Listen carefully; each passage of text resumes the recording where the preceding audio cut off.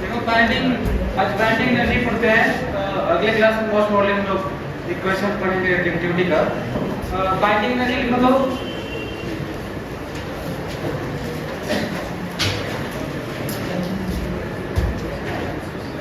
Binding energy of nucleus ना,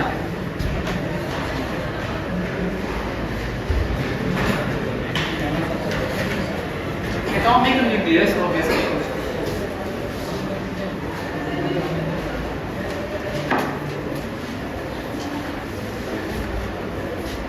लिखो minimum amount of energy required, minimum amount of energy required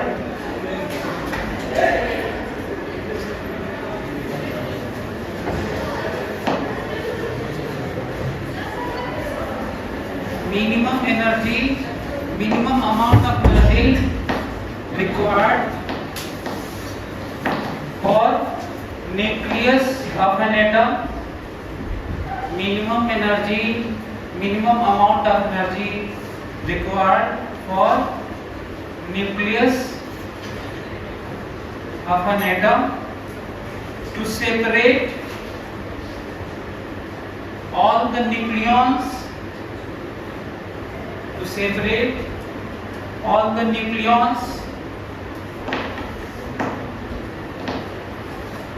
at infinite distance। या फिर to separate all the nucleons से लिख देंगे तो भी अंडरस्टूड है कि हम लोग इनफाइनाइट डिस्टेंस से रिलेटिवली सेपरेट कर रहे हैं, तो इतना भी ठीक है। नहीं तो आप ये भी लिख सकते हैं कि to separate all the nucleons at infinite separation या infinite distance। यदि आप लास्ट वाला ऐड नहीं करते हैं तो भी अंडरस्टूड है कि आप वही कर रहे होंगे। या और करके और लिख सकते हो, और करके लिखो तो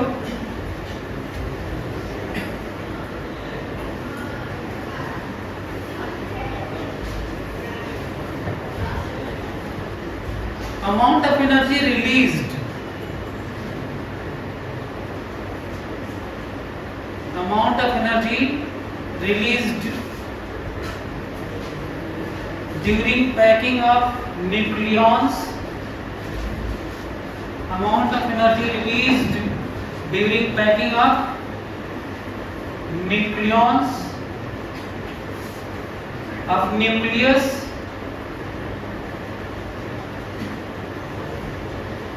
in nuclear size, amount of energy released during packing of nucleons of nucleus in nuclear size। ये भी वो उतना ही अमाउंट है। इसके जगह और भी तीसरा क्या डिफाइन कर सकते थे, वैसे तीसरा रहने दो, वर्क डन ना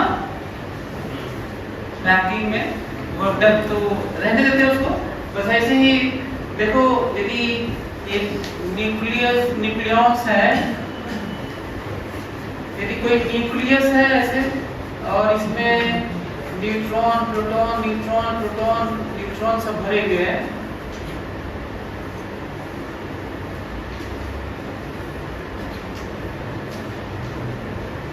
यदि एनर्जी हम इसको दे, इसको प्लस एनर्जी देते हैं, एनर्जी बाइंडिंग एनर्जी देते हैं इसको, इसे ही हम लोग बाइंडिंग एनर्जी करते हैं। फिर क्या कर देगा, सबको सेपरेट कर देगा। ये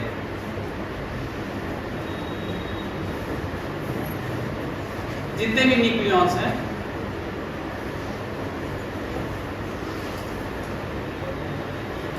सबको सेपरेट कर देगा।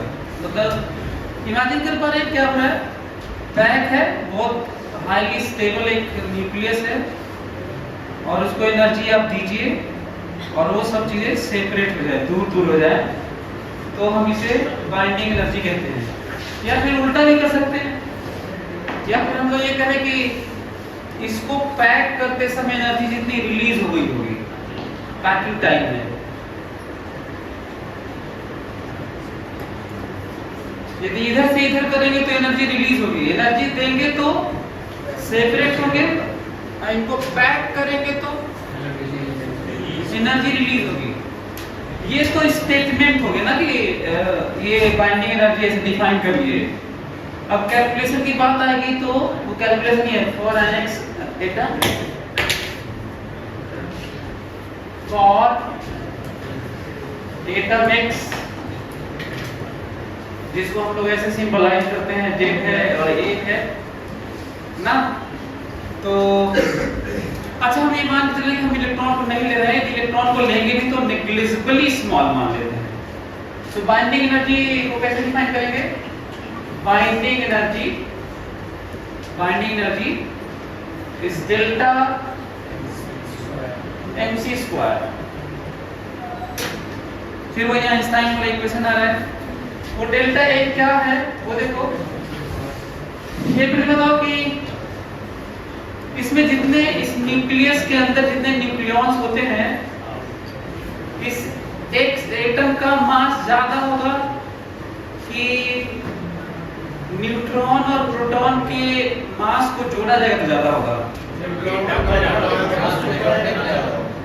न्यूट्रॉन प्रोटॉन को जोड़ेंगे तो ज्यादा होगा सर, एटम में ज्यादा होगा। बाकी लोग न्यूट्रॉन प्रोटॉन को जोड़ेंगे तो ज्यादा होगा। क्यों?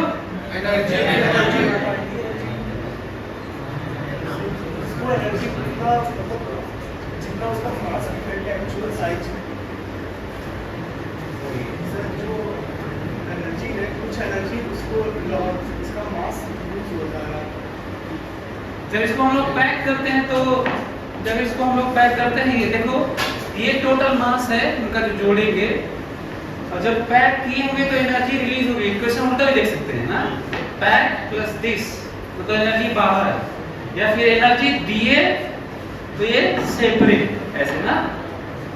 तो इसका मतलब ये हुआ कि ये इसमें एनर्जी यही वाला mc स्क्वायर ये वाला है ना जो डिफरेंस आया होगा। तो कितना मास न्यूट्रॉन प्रोटॉन का होगा? इनका ये मास ज्यादा है, ये वाला मास ज्यादा है, इससे ये कम हो चुका है। ये कितना कम हुआ होगा? वही एनर्जी में कन्वर्ट होकर बाहर हो गया होगा इलेक्ट्रोमैग्नेटिक वेव में, फोटॉन में। तो वैल्यू कौन सी ज्यादा होगी? Z mp plus n mn। ये किसका, ये कौन सा मास है? नंबर ऑफ प्रोटॉन और नंबर ऑफ न्यूट्रॉन वाला माइनस mx। ये क्या है? ये एग्जाम्पल लेते हैं, आपको ज्यादा समझ में आएगा। जैसे मान लीजिए इसको हम लोग जोड़े इनको तो 12 AMU आया ना, एटॉमिक मास यूनिट जो लेते हैं यूनिट। मान लेते हैं कि इनको जोड़े तो 12 AMU आया, ठीक है। कार्बन का न्यूक्लियस ले लो, 12 AMU आया। इसका वेट दिया गया, एक्सपेरिमेंटली इसको मेजर किया गया इसका, तो इसका आया 11.9 AMU। तो भाई यदि कार्बन के न्यूक्लियस में 6 प्रोटॉन 6 न्यूट्रॉन थे तो 12 AMU आना चाहिए था ना, जैसे जोड़े थे तो। लेकिन कितना आया है? 11.9 AMU। ये 0.1 AMU कहाँ गया? एनर्जी रिलीज हो गया वो, है ना।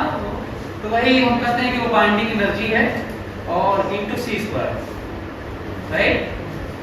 हम ये मान के चल रहे हैं कि इस वाले में इलेक्ट्रॉन का मास नहीं लिया गया है, न्यूक्लियस का मास है। यदि इलेक्ट्रॉन का मास लिया भी गया है तो हम उसको माइनस कर देंगे, है ना। और वैसे ये भी कह सकते हैं कि इलेक्ट्रॉन का मास इतना कम होगा कि नेग्लिजिबली स्मॉल है, इसको लेके भी मेजर किया गया होगा तो भी हम मान के चले इसको छोड़ दे रहे हैं। जो क्वेश्चंस आप देखेंगे उसमें इलेक्ट्रॉन के मास की बात ही नहीं करते हैं, तो कंफ्यूज नहीं होना कि उसमें इलेक्ट्रॉन का मास ऐड है कि नहीं है। वो इतना कम होगा कि ज्यादा फर्क नहीं पड़ता। तो लिख लीजिए यही बाइंडिंग एनर्जी।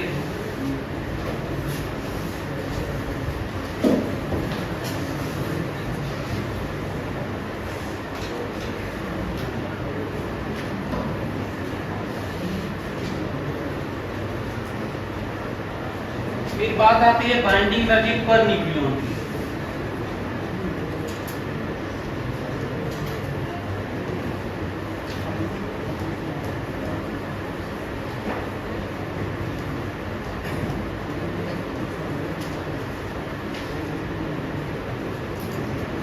पर न्यूक्लियन की तो बाइंडिंग एनर्जी पर न्यूक्लियन क्या होता है?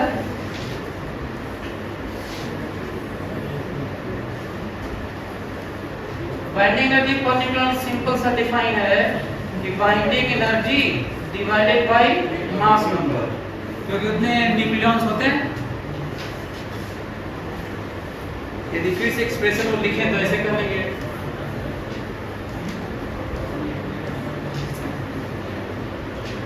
और जितने भी आपको पता ही है कि न्यूक्लियस के ये सब डेल्टा mc स्क्वायर किस ऑर्डर में जाता है? मेगा इलेक्ट्रॉन वोल्ट के फॉर्म में जाता है सर। इलेक्ट्रॉन वोल्ट की बातें तो बस आउटसाइड इलेक्ट्रॉन्स की होती है। बाइंडिंग एनर्जी और बाइंडिंग एनर्जी पर न्यूक्लियन क्यों पढ़ रहे हैं हम लोग? क्योंकि यही डिसाइड करता है एटॉमिक न्यूक्लियस की स्टेबिलिटी की। एटॉमिक न्यूक्लियस की स्टेबिलिटी को यही डिसाइड करता है। एक और थोड़ा डिसाइड करता है n/z ratio, neutron proton ratio. लिखिए तो हम लोग रेशियो का ग्राफ देखते हैं किस तरह से वैरी करता है।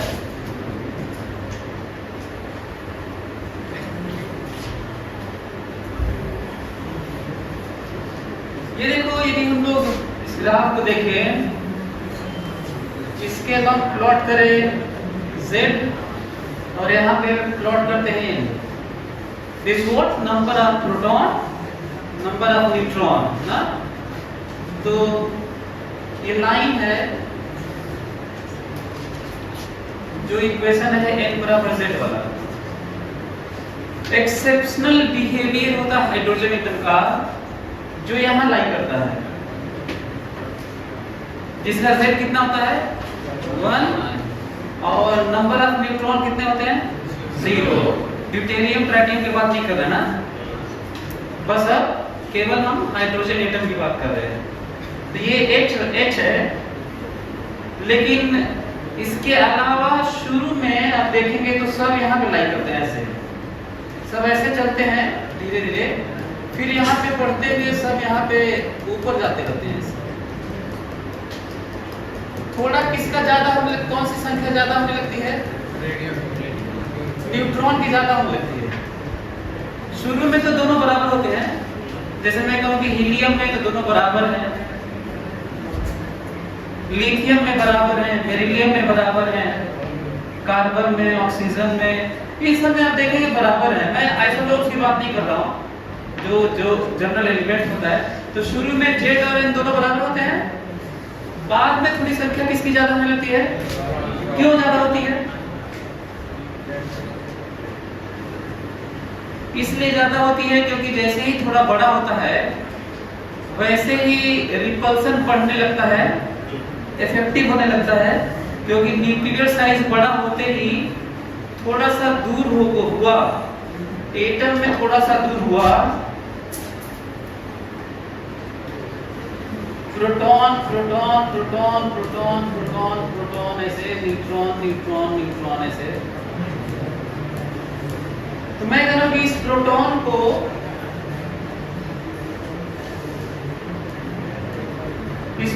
को जो सरफेस पे होंगे, ये पास वाले तो ठीक है खींच रहे होंगे, है ना, और पास वाले प्रोटॉन भी इसको रिपेल कर रहे होंगे। बहुत थोड़ा सा ही दूर होते हैं न्यूक्लियर फोर्स ऑलमोस्ट जीरो होने लगता है, वो इफेक्टिव रहता नहीं है। तो बताइए ये सब इस पे न्यूक्लियर फोर्स तो नहीं लगा रहे हैं, और न्यूट्रॉन तो इलेक्ट्रोस्टैटिक रिपल्सन भी नहीं होगा, लेकिन प्रोटॉन तो रिपेल करेगा। तो जितने भारी संख्या होते ही, ज्यादा होते ही, प्रोटॉन जो दूर दूर है वो तो फोर्स लगा रहे हैं, लेकिन न्यूक्लियर फोर्स जीरो हो चुका है उनका। फिर भी ये भागता इसलिए नहीं है क्योंकि पास वाला जो फोर्स है न्यूक्लियर बहुत ज्यादा होता है, लेकिन अब संख्या तुम बढ़ाते जा रहे हो, इतना की इतना की इतना की ऐसे करते जा रहे हो, तो किसमें ज्यादा बदलाव नहीं आएगा?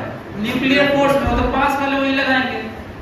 किसमें बदलाव होने लगेगा, इलेक्ट्रोस्टैटिक रिपल्सन बढ़ने लगेगा, तो अनस्टेबिलिटी आने वाली, इतना ज्यादा ये फोर्स बढ़ने लगेगा रिपल्सन वाला। न्यूट्रॉन तो नहीं खींचेगा, नहीं रिपल करेगा, लेकिन प्रोटॉन तो है, वो धक्का मारेगा और अनस्टेबिलिटी आने लगती है धीरे धीरे। तो उसको बैलेंस करने के लिए न्यूट्रॉन की थोड़ी संख्या ज्यादा होती है, पर न्यूट्रॉन की संख्या ज्यादा करते ही फिर से साइज और बल्क होने लगता है। तो ये भी नहीं है। क्वेश्चन ये भी हो सकता है कि शुरू में भी ज्यादा करने में क्या दिक्कत थी, बीच में भी दिक्कत ज्यादा, बीच में भी संख्या इन बिटवीन मतलब कितने एलिमेंट्स हैं, 118 118 है, तो 50-60 के करीब में यदि बात करते हैं तो उसमें भी न्यूट्रॉन खूब ज्यादा कर लेते, शुरू में भी ज्यादा कर लेते, क्या दिक्कत था, ये बात हो सकती है। लेकिन जैसे ही आप न्यूट्रॉन ऐड करते हैं न्यूक्लियर साइज ज्यादा होने लगता है। यदि काम चल जाए, हम लोग अभी मैजिक नंबर भी देखेंगे कि एटॉमिक न्यूक्लियस में मैजिक नंबर क्या रोल प्ले करता है ना, और वो और ज्यादा क्लियर होगा जब अल्फा बीटा गामा पार्टिकल की बात करेंगे कि मैजिक नंबर में क्यों इसका बड़ा रोल है। एनीवे, सो यदि मैं इसका ग्राफ खींचूं कि यदि कहूं कि ये n/z रेशियो है, n/z रेशियो अगेंस्ट z ना, जिसको मैं बोला था कि यही रोल प्ले करता है। हालांकि बाइंडिंग एनर्जी पर न्यूक्लियन ज्यादा जरूरत होती है स्टडी करने की। तो n/z रेडियन में फिर से एक्सेप्शनल बिहेवियर कौन सा होगा, एक तो इसको खींच लेते हैं 1 वाला, ये 1 है।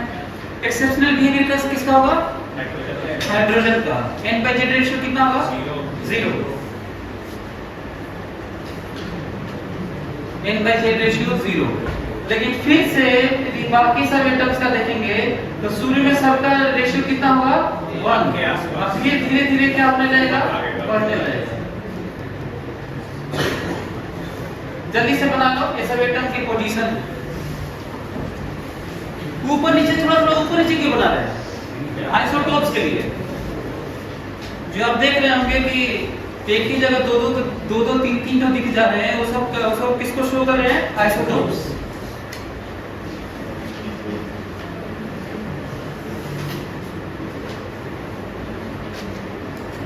दोनों ग्राफ एक ही तरह की बात है, बस एक जगह n/z रेशियो प्लॉट कर किया हम, एक जगह z और n के ग्राफ प्लॉट किए हैं।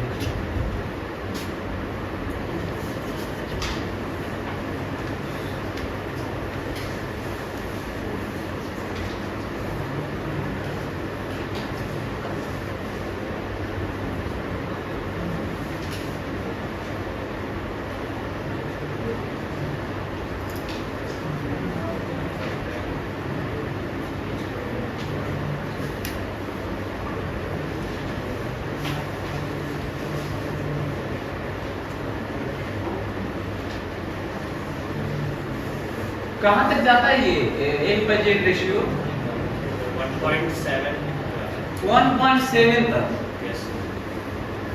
1.6 से 1.7 तक जाता है ये बढ़ते हुए।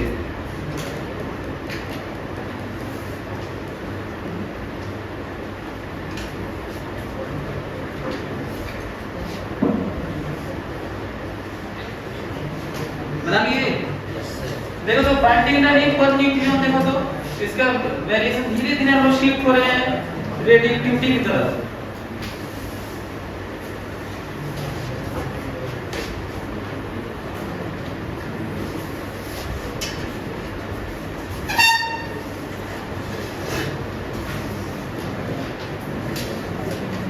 बाइंडिंग एनर्जी पर न्यूक्लियन और यहाँ पे नंबर ऑफ न्यूक्लियन ना, नंबर ऑफ न्यूक्लियॉन्स की बात करें, फिर से एक्सेप्शनल बिहेवियर किसका है, हाइड्रोजन का, जिसमें होल्ड नहीं करता बाइंडिंग एनर्जी पर न्यूक्लियॉन, क्योंकि उसमें न्यूक्लियॉन के नाम पे कितनी संख्या है, एक। तो इसमें कौन सा पर न्यूक्लियॉन बाइंडिंग एनर्जी ही नहीं है उसमें, कम से कम 2 हो यार। तो किसके लिए शुरुआत हो सकती है, ड्यूटेरियम बोलिए, तो वहां से शुरू हो जाएगा क्योंकि इसमें एक न्यूट्रॉन भी जाता है, तो आप वहां से शुरू कर सकते हैं। लेकिन यदि हम लोग आइसोटोप्स की बात ना करें तो ठीक है, तो वहां ऐसे शुरू करते हैं। ये रहा हाइड्रोजन, जिसके 0 बात करेंगे नंबर ऑफ न्यूक्लियन तो 1 है, लेकिन आप देखेंगे ये इसका वेरिएशन ऐसे होता है, जो जनरल ग्राफ में से दिखेगा आपको।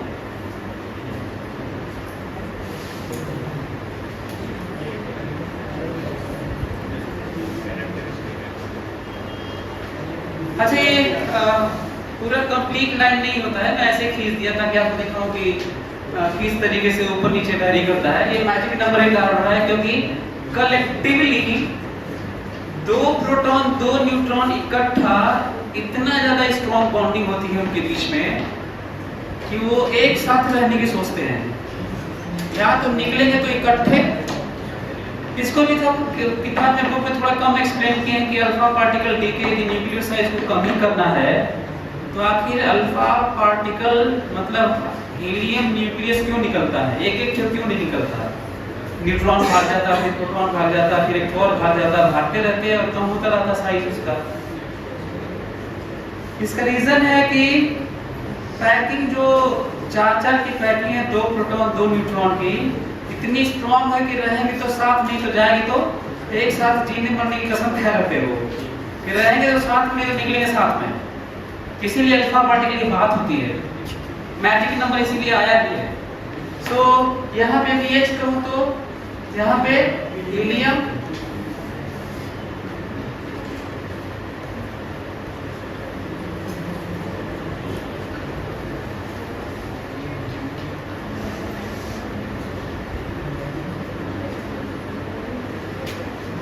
इस तरह का होता है। हाँ, ये घटता भी है। तो हम लोग ये अब ये सोचना है कि आखिर शिफ्ट हो रहा है धीरे धीरे ना रेडियोएक्टिविटी की तरफ। So binding energy per nucleon, binding energy per nucleon में सबसे ज्यादा किसका होता है? आयरन का। सबसे ज्यादा होता है आयरन का, जिसका मास नंबर कितना है? हाँ, मास नंबर है यार 56। इसका बाइंडिंग एनर्जी पर न्यूक्लियन कितना है?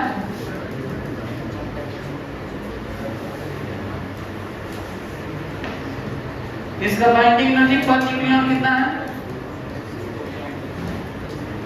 8.7 याद रख सकते हैं, मेगा इलेक्ट्रॉन वोल्ट।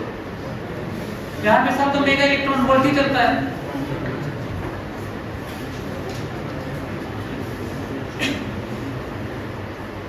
और कहां तक जाता है ये सब जो वैल्यूज जाती हैं, ये सब 7.6 तक जाता है। 7.6 मेगा इलेक्ट्रॉन वोल्ट वैल्यू आप वहां भी देखो। 7 कम भी हो गया ना, मैक्सिमम तो 8.7 mega electron volt per nucleon है। यदि मैं कहूंगा कि बाइंडिंग एनर्जी आयरन का बताओ क्या करोगे? यदि मैं आयरन का बाइंडिंग एनर्जी पर न्यूक्लियन दे दिया तो हम आयरन के न्यूक्लियस की बाइंडिंग एनर्जी बताओ इनटू 56 मल्टीप्लाई ना। यस, अब क्या करेंगे? 56 के इसमें मल्टीप्लाई करेंगे तो बाइंडिंग एनर्जी आएगी। अब सुनो ध्यान से, यहां से बातचीत हो सकती है कि न्यूक्लियर फ्यूजन क्यों होता है। जब एटॉमिक नंबर 30 से कम होना, मास नंबर 30 से कम हो इधर, चाहे 170 से ज्यादा हो,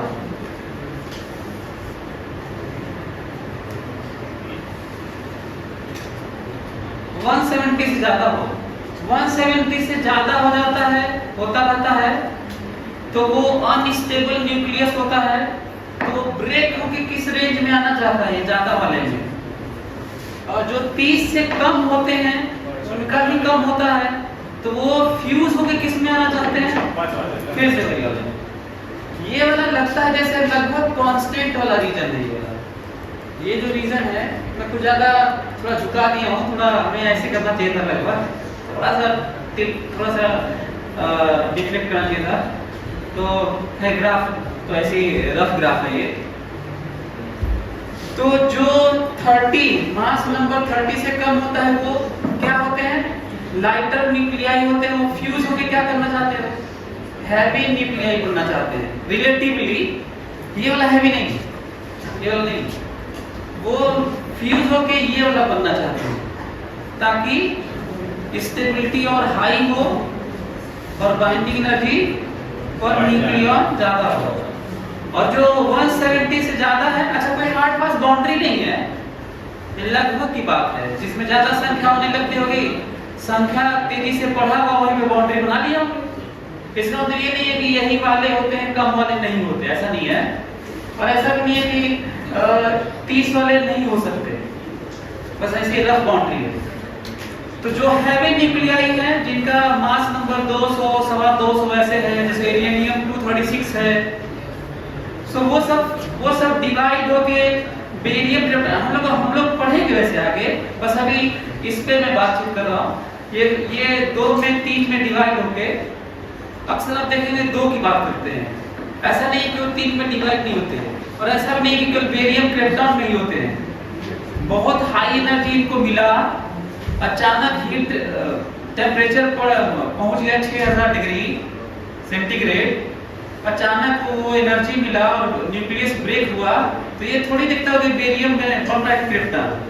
लेकिन फिर क्या बात होती है, कहते हैं ज्यादा संख्या में बनते हैं, इसलिए केमिस्ट्री में तरह की ज्यादा बातें करते होंगे आपको, है ना, मेजर माइनर प्रोडक्ट। एनीवे, सो ये समझ में आया आप लोगों को, जिसमें सबसे ज्यादा किसका देखा गया है। अब ये सुनो, देखो किस तरह से नंबर है, ये 2He4 है, फिर से देखो 2 प्रोटॉन 2 न्यूट्रॉन, फिर वो कंबाइन है। हीलियम न्यूक्लियस को अल्फा पार्टिकल कहा गया है, जो हम लोग रेडियोएक्टिविटी में पढ़ेंगे, अल्फा बीटा गामा डीके। फिर देखेंगे इसमें उस तरह की पैकिंग नहीं है, लेकिन फिर इसमें थोड़ा उस तरह का सेट आया होगा, फिर कम, हालांकि एक्सपेरिमेंटल फैक्ट है। सो मैजिक नंबर यहीं से आता है,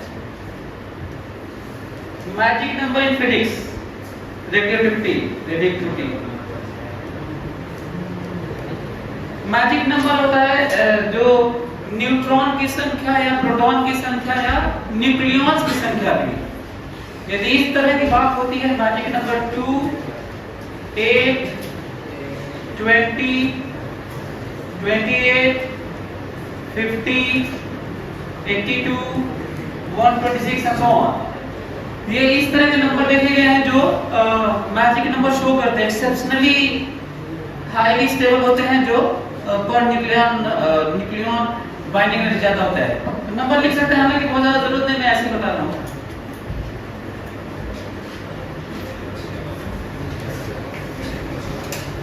ये सब क्या है, नंबर ऑफ प्रोटॉन्स और न्यूट्रॉन्स और न्यूक्लियॉन्स।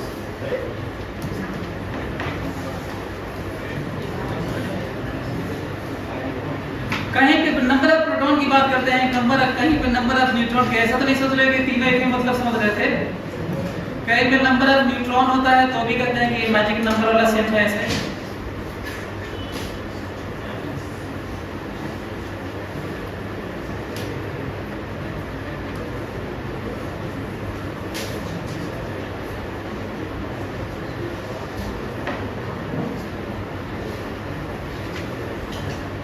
एक और चीज है कि यदि आप बहुत ज्यादा रिजिड होके कहें कि सर ये वाला कैसे हो गया, तो फिर मैं मॉडल में कहीं पे भी क्या कह दूंगा, nuclear force is not well known, binding energy पर न्यूक्लियर एक्सेप्शन ऑर्डर है ऐसे ना, मॉडल तो ऐसे ही है। अभी फोटोन वेल नोन नहीं है, न्यूक्लियर फोर्स वेल नोन नहीं है, ये ऑर्डर अजीब सा वेल नोन नहीं है, एक्सप्लेन नहीं हुआ ठीक से भी, बस ये एक्सपेरिमेंटल फैक्ट्स है जो दिखा दिया गया है।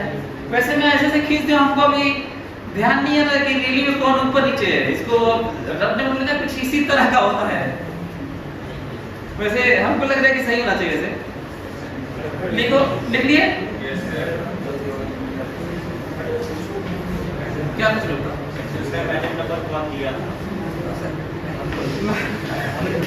मैजिक नंबर इतने साइंटिस्ट ऐसे कोई दिया रहा था, कोई ने कोई दिया था ऐसे।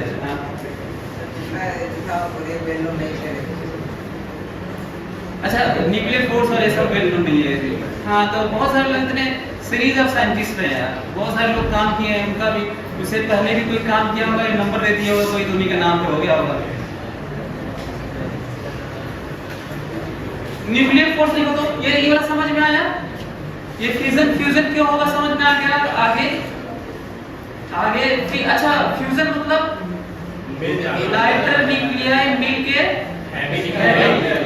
और fission heavy nucleus into lighter nuclei.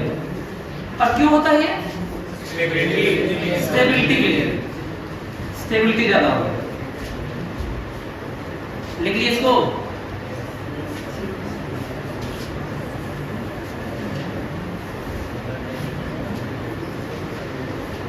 Nuclear force देखो तो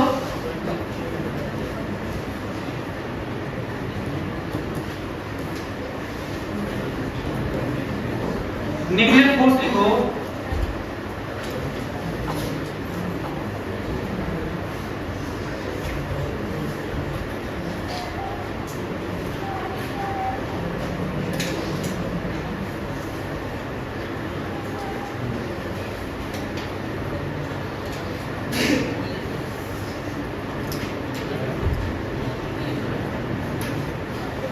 देखो it's very short range force.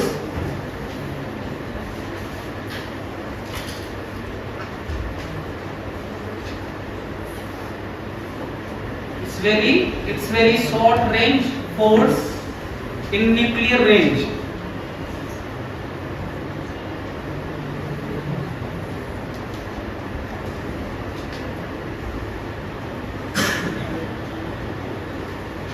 दूसरा पॉइंट लिखो it is 50-60 times stronger than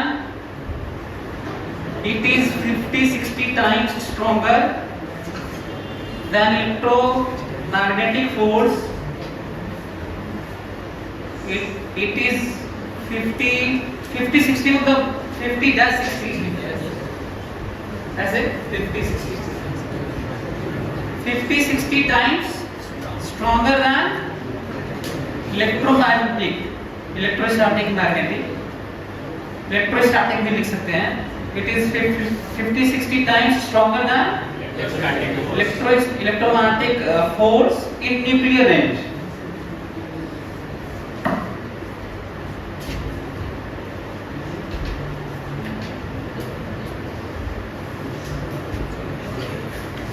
next लिखो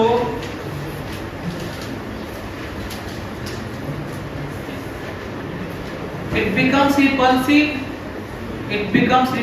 force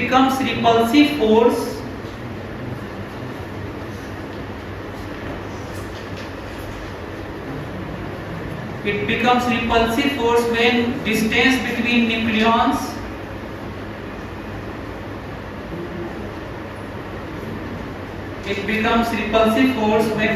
between nucleons is very less than nuclear range, जिसको हम लोग न्यूक्लियर फोर्स की बात करते हैं, is less than nuclear range। Bracket में लिख सकते हो क्या लिखा था 0.2 फेम्टोमीटर, क्या लिखा था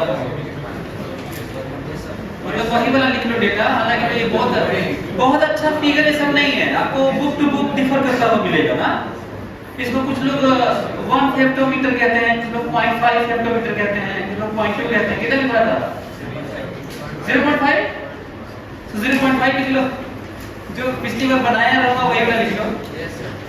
सो ब्रैकेट में लिख लो लेस देन 0.5 फेम्टोमीटर, मतलब इससे कम हो जाने पे उनके बीच में रिपल्सन और अचानक हाई लेवल का रिपल्सन हो जाता है, शार्प होता जाता है, स्टीपर ग्राफ होता है जो पिछली बार ग्राफ में बनाया था।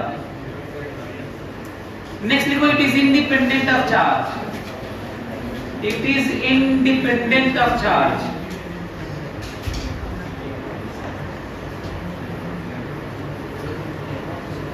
It is independent of charge, मतलब ये चार्ज के कारण ऐसा नहीं कि चार्ज रहेगा तो लगेगा, ये चार्ज पर डिपेंड नहीं करता। It is independent of charge, और इंडिपेंडेंट ऑफ चार्ज है इसलिए मैं स्पिन को ध्यान में न रखते हुए बता रहा हूं। यदि सेम स्पिन की बात की जाए तो क्योंकि स्पिन पे भी डिपेंड करता है, स्पिनिंग इफेक्ट आता है इसमें, तब मैं कहूंगा कि F फॉर न्यूक्लियर फोर्स, इसी में आप ऐड कर लीजिएगा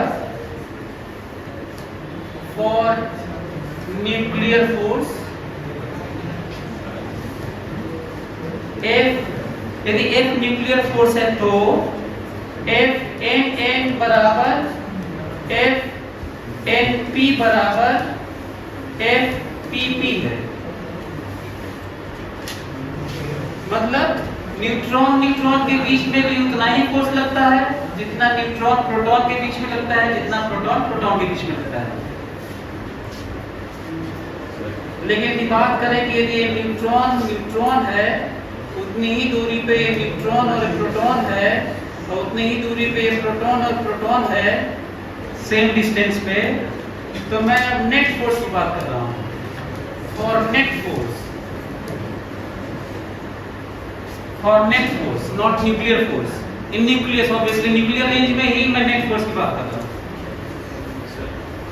इनके बीच में तो सेम फोर्स लगेगा, इनके बीच में भी न्यूक्लियर फोर्स सेम लगेगा, इनके बीच में भी न्यूक्लियर फोर्स तो सेम लगेगा, लेकिन न्यूट्रॉन में रिपल्सन तो होगा नहीं। हम मान रहे हैं कि न्यूक्लियर रेंज में है ये, और प्रोटॉन और न्यूट्रॉन प्रोटॉन में भी नहीं होगा, लेकिन इसमें छोटा सा तो Fe लगाना पड़ेगा ना।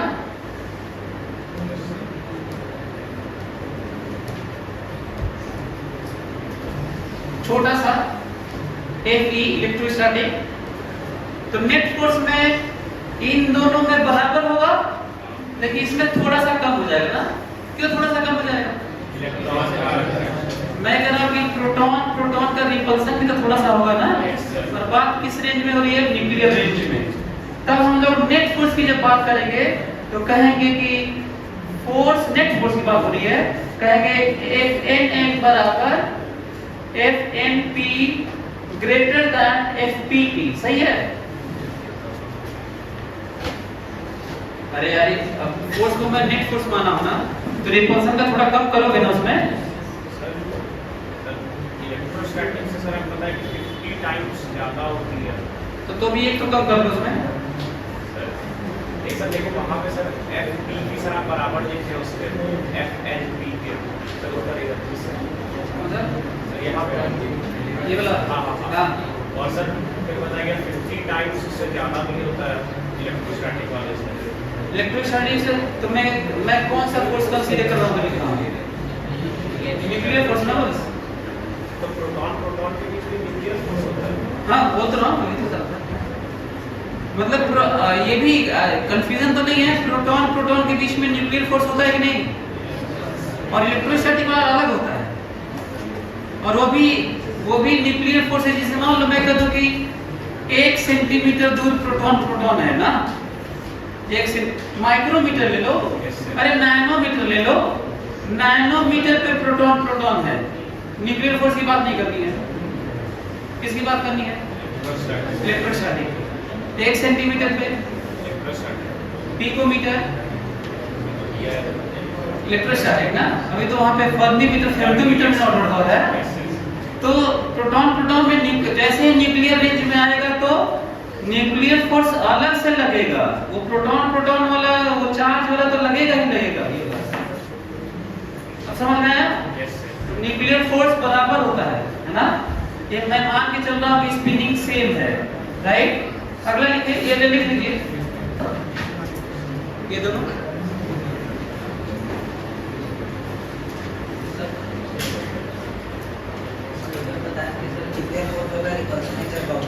कौन? हाँ, कौन बताया था? मैं लेस देन, मतलब कम होने का ना, न्यूक्लियर रेंज से कम हो जाता है। हाँ बोलो। कोई न्यूक्लियर में तो बनता है न्यूक्लियस, तो उसमें सर जो न्यूट्रॉन प्रोटॉन डिस्ट्रीब्यूटर होते हैं उनके बीच की डिस्टेंस सर 0.5 सेंटीमीटर से ज़्यादा होती है। हाँ, ज़्यादा होती है, हमेशा ज़्यादा। हमेशा ज़्यादा चला के कर रहे हैं। हाँ बोलो।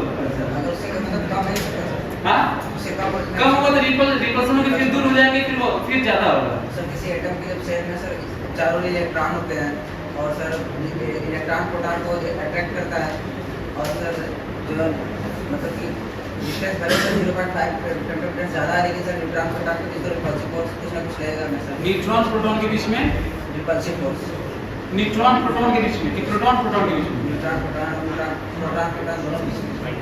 न्यूट्रॉन प्रोटॉन, एक देखो प्रोटॉन और प्रोटॉन के बीच में एक तो इलेक्ट्रोस्टैटिक रिपल्सन है।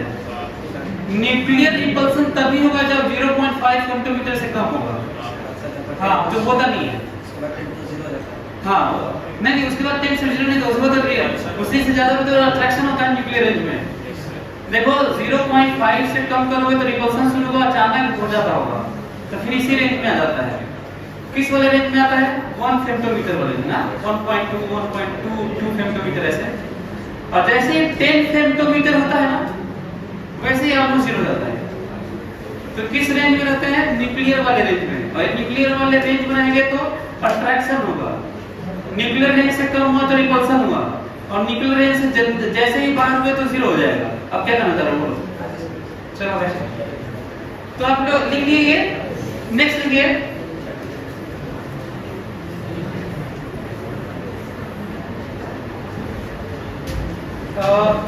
लिखो nuclear force is non conservative force and non central force. Nuclear force is non conservative and non central force. Nuclear force is non conservative and non central force.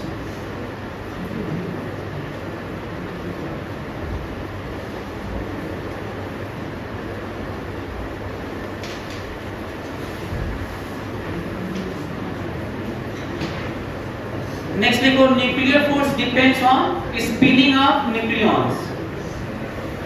Nuclear force depends on spinning of nucleons.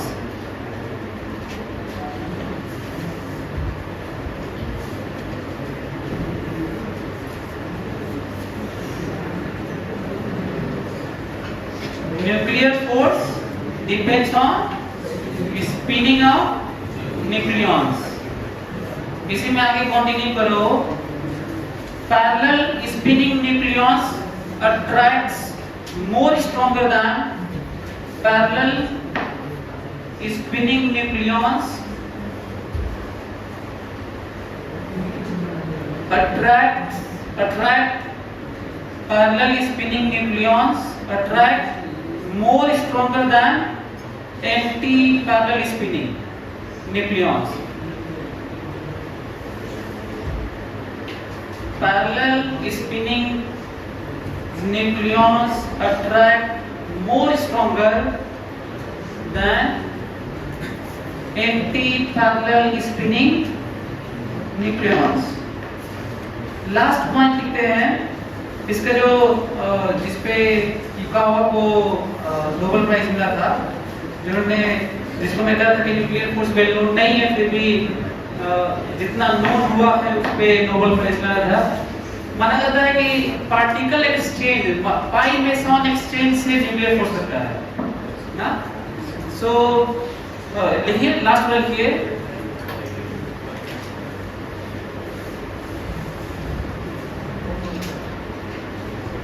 Nuclear force exists due to pi meson exchange.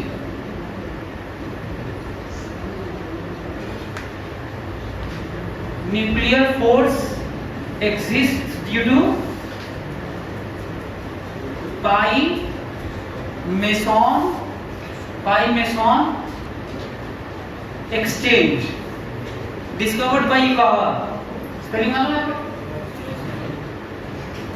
Mason की spelling मालूम है? Yukawa. पहले जापानी से ये scientist थे जिनको Nobel prize मिला था।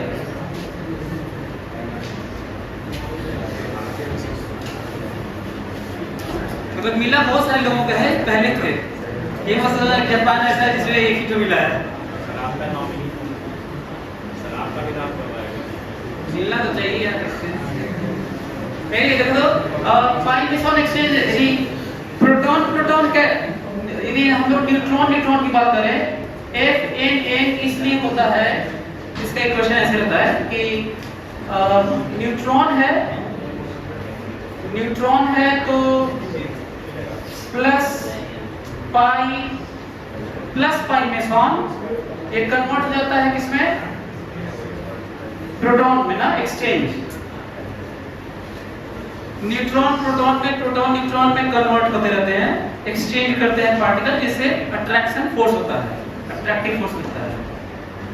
फोर्स बिटवीन न्यूट्रॉन प्रोटॉन होता है, neutron proton plus pi meson minus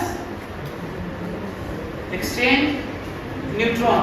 अच्छा, चार्ज बैलेंस सही है, देखिए जितना इस पे प्लस होता है उतना इस पे माइनस है, और नेट कितना है, न्यूट्रल। ये देखिए न्यूट्रल है, पाई प्लस है, तो यहाँ पे एक प्रोटॉन है। Force between proton plus pi 0 again same proton. जल्दी से लिख लो, यही पार्टिकल एक्सचेंज होता है तो न्यूक्लियर फोर्स लगता है। मेसॉन्स एक्सचेंज करते हैं,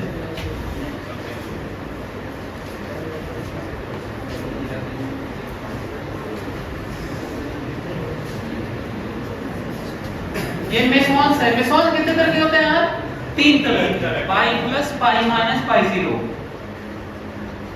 इसी डिस्कवरी पे नोबेल प्राइज मिला था, जो पाई मेसॉन पार्टिकल एक्सचेंज के कारण न्यूक्लियर फोर्स की बात हुई है। मेसॉन का मास कितना होता है, मास ऑफ मेसॉन 0.15 AMU।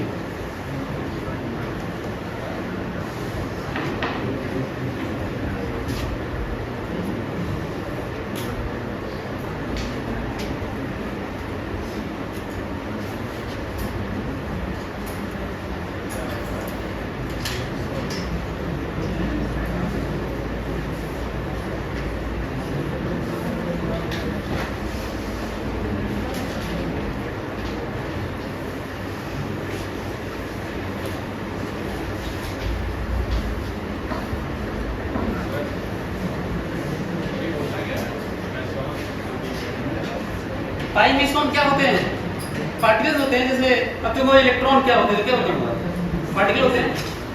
तो वैसे ही बहुत सारे पार्टिकल्स डिस्कवर हुए हैं जिनका लाइफ टाइम बहुत कम होता है, 10⁻³ सेकेंड तक की कैलकुलेटेड थ्योरेटिकली है ये। तो न्यूक्लियस अभी भी वेल नोन नहीं है। इतने पार्टिकल्स क्रिएट होते हैं और खत्म होते रहते हैं कि जब आप मॉडर्न और एडवांस में पढ़ेंगे, आगे पढ़ेंगे, जो मैं आपको कोर्स में नहीं है, तो हजारों पार्टिकल्स डिस्कवर्ड हैं जिनका लाइफ टाइम हम लोग डीके और उसका लाइफ टाइम, हाफ लाइफ की बात करते रहते हैं। तो उसमें एक अच्छा पार्टिकल है ये, जो उस तरह का तो नहीं है जिसके एक्सचेंज से न्यूक्लियर फोर्स लगता है।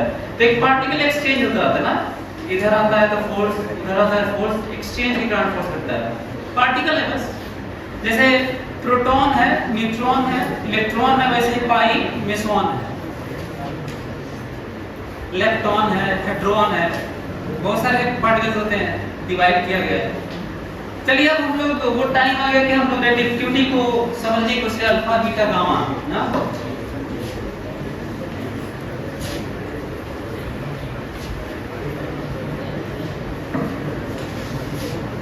अच्छा, न्यूक्लियर फोर्स स्टेबिलिटी की बात ना, न्यूक्लियस स्टेबिलिटी से शुरुआत हुई रेडिएटिविटी।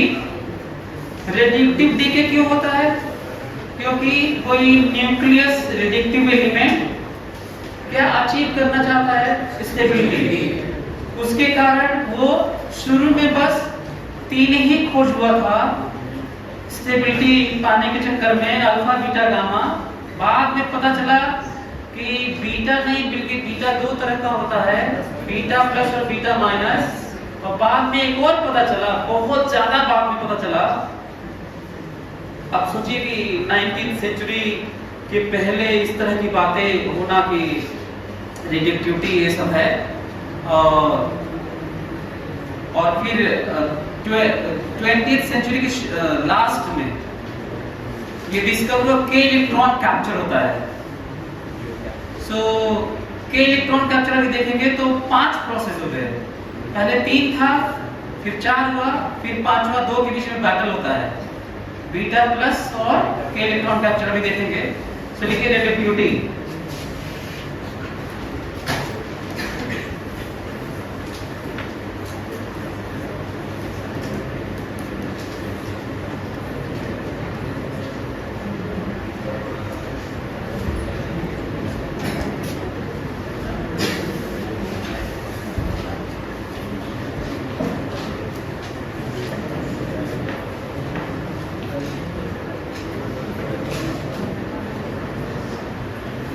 रेडियोएक्टिविटी कैसे डिफाइन करेंगे आप लोग?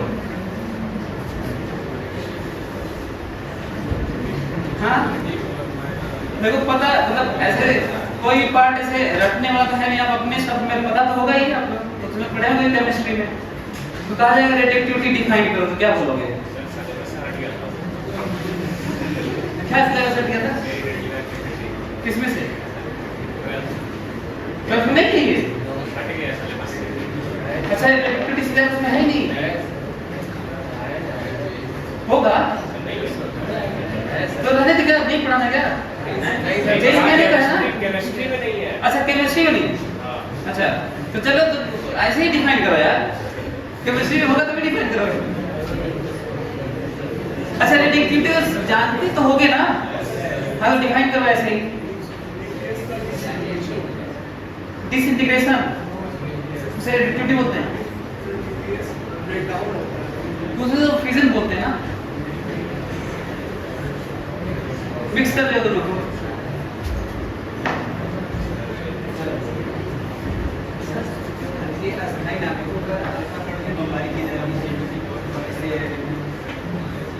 अल्फा की हमारे के बाद अल्फा जब निकलता है वहां से, वो तुम वो बता रहे हो जो निकलते हैं तो उनको हम लोग पास कराते हैं कैपेसिटर से, फील्ड से, तो इधर उड़ जाते हैं उधर उड़ जाते हैं, गामा नहीं उड़ता, वो बता रहे हो। और भाई देखो, साइंस तुम लोग साइंस की तरह चीजें नहीं लेते हो, तुम लोग सोचते हो तो मैं भी लिखवा दूंगा, चाहे तुम लोग कहीं पढ़ो तो उसको रट लो। तुम लोग ये अपने वर्ड्स नहीं आ पा रहे, और आप में से पूछेंगे कि सर आप हम लोग के टाइम में जब ऐसे थे तो आप क्या आते थे कि नहीं वर्ड्स, तो मैं बोलूँगा कि नहीं हमको भी नहीं आते थे।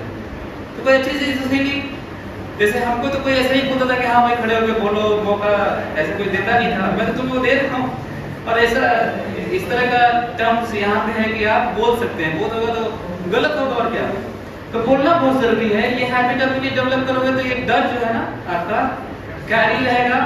भले ही आप IT में चले जाएंगे, आप जॉब ले लेंगे, आप जॉब करने लगेंगे, स्विच करते रहेंगे, लेकिन आपको कहीं भी ये हमेशा हेजिटेशन या फियर जोन में रहेंगे जब भी बोलने की बात आएगी। जैसे मैं कहूँगा कि मैं आपके टाइम में जब था 11th-12th में या प्रिपरेशन में, तो भले ही नहीं बोला, लेकिन अब बोलते बोलते अब तो बोलने लगा हूँ, और टीचर होने का एडवांटेज भी मिल गया। आप लोगों को नहीं मिलेगा, फिर आसान नहीं है, बहुत कम लोग बोल पाते हैं। तो अभी से शुरू करोगे ना, एक अच्छा प्लेटफॉर्म है। बोलो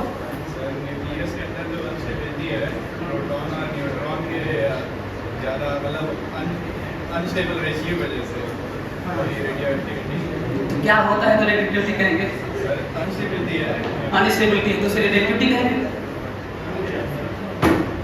प्रोसेस जो इमिट करता है ना, डीके। सो लिख दो इसको।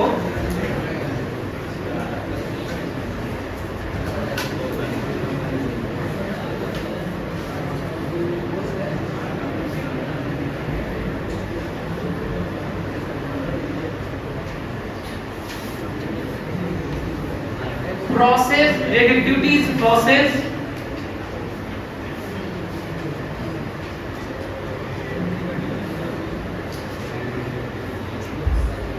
reactivity is a process of decaying into stable nucleus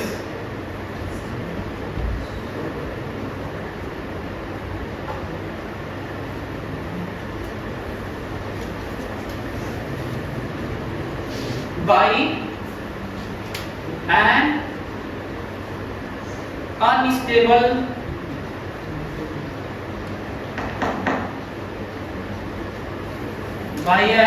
unstable nucleus of an element।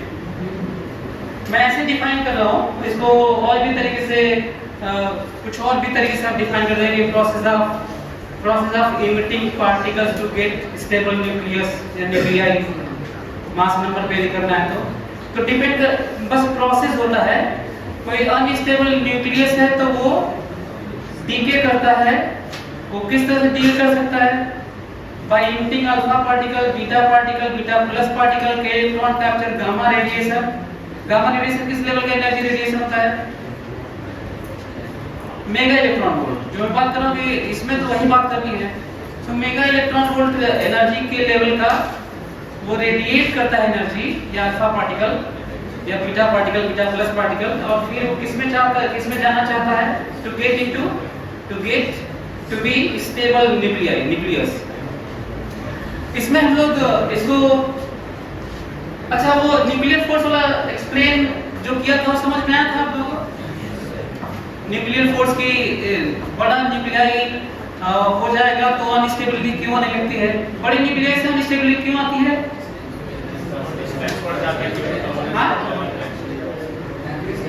जैसे इसमें हम लोग 3 पार्ट करेंगे।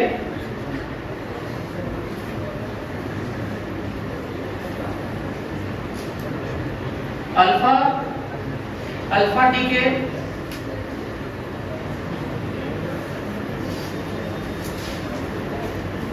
Beta minus DK,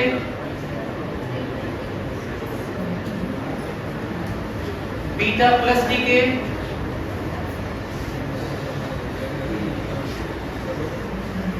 gamma decay के इलेक्ट्रॉन कैप्चर।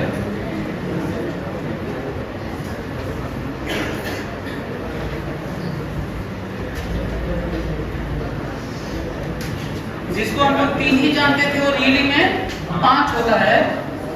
अल्फा डीके होता है, बीटा माइनस डीके होता है, बीटा प्लस डीके होता है, गामा डीके होता है, के इलेक्ट्रॉन कैप्चर होता है। ये पांचों प्रोसेस होते हैं स्टेबल न्यूक्लियस होने के लिए। ये जो प्रोसेस है स्टेबल न्यूक्लियस होने के लिए सारे प्रोसेस होते हैं। ये क्यों होता है? कब होता है पता है? ये जब instability due to large size होता है। ये तब होता है जब अनस्टेबिलिटी क्यों होती है? Large size.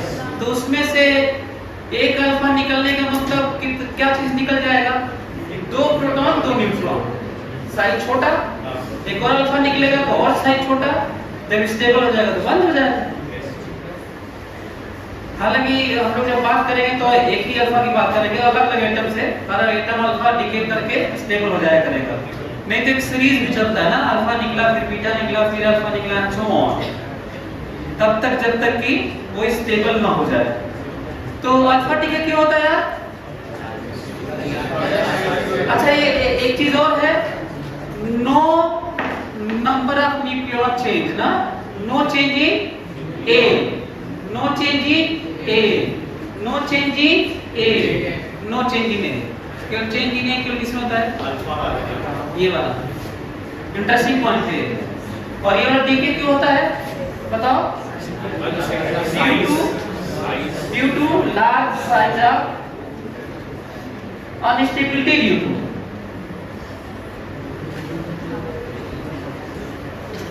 Instability due to large size of nucleus. ये किस लिए होता है यार ये? अच्छा इसमें निकलने, इसमें बीटा माइनस निकलने का क्या मतलब होता है? बीटा माइनस निकला मतलब क्या निकला? एक इलेक्ट्रॉन निकलता है ना, इलेक्ट्रॉन। बीटा प्लस डी के मतलब एक पॉजिट्रॉन निकलता है, आता नहीं है, ठीक। गामा मतलब कोई पार्टिकल नहीं निकलता, केवल एनर्जी बाहर जाती है, केवल एनर्जी बाहर जाती है।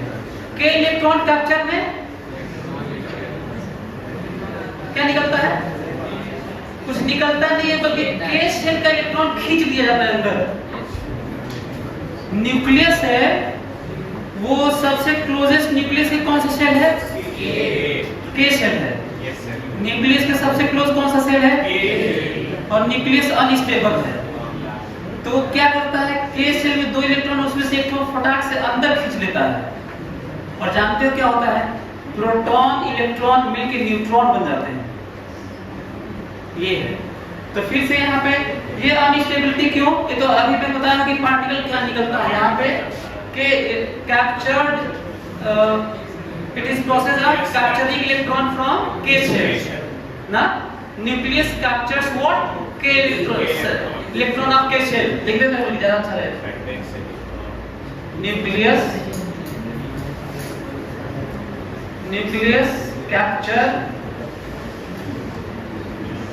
captures electron from K shell। ये तो बात हुई कि चीजें क्या निकल रही हैं, क्या आ रही हैं, क्या जा रही है ना। और इसमें ये भी बात हो चुकी है। अच्छा, इसमें क्या निकलता है यार? इसमें हीलियम न्यूक्लियस 2 4 + 2 रहने देते हैं। हीलियम न्यूक्लियस है बस ना। हीलियम न्यूक्लियस यहाँ लिख दूंगा, यहाँ हीलियम न्यूक्लियस लिख देता हूँ।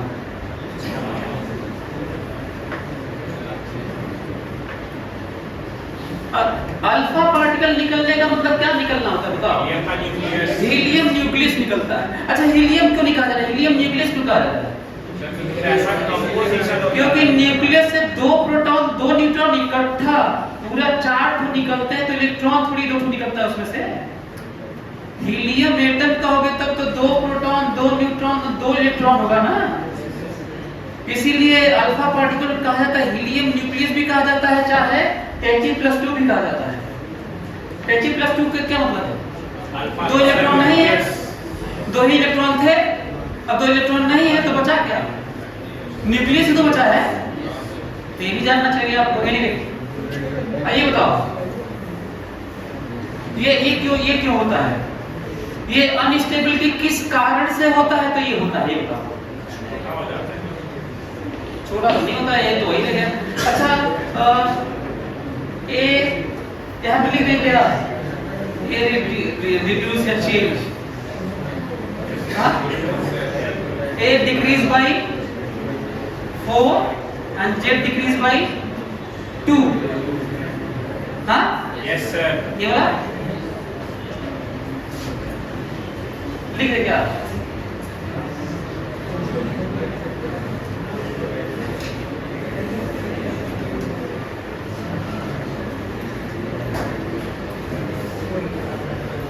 by 2, Z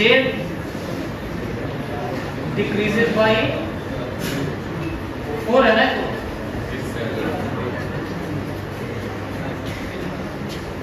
इसमें पहले ये बताओ कि होता क्यों ये अनस्टेबिलिटी क्या लिखेंगे?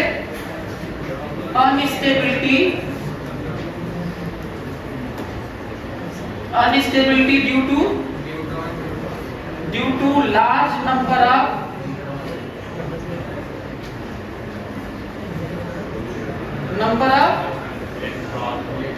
अब सोचना पड़ेगा ना कि इलेक्ट्रॉन, यदि मैं जैसे सोचता हूँ वैसे भी आप लोग भी सोचिएगा। इलेक्ट्रॉन निकला है तो इलेक्ट्रॉन निकला हुआ तो क्या चीज कन्वर्ट हुआ होगा? न्यूट्रॉन प्रोटॉन में कन्वर्ट हुआ होगा, मतलब due to large number of neutron है ना। न्यूट्रॉन प्रोटॉन में कन्वर्ट हुआ होगा तो एक इलेक्ट्रॉन भी बना होगा ताकि इलेक्ट्रिकली बैलेंस रहे।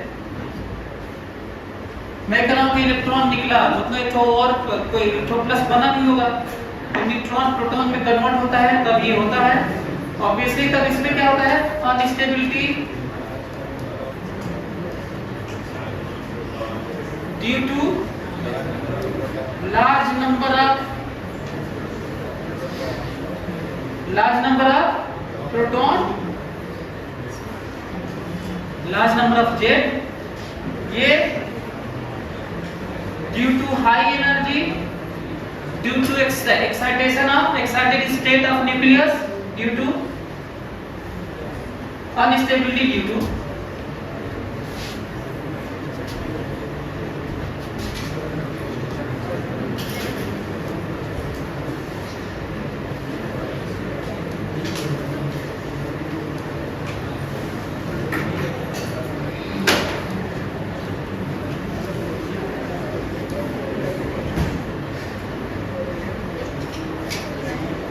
न्यूक्लियस। और ये वाला इनके के बीच में देखो, इसके बीच में फाइट होता है।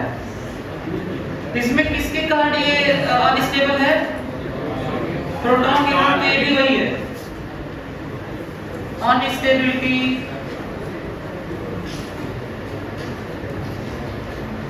Due to large number of jet.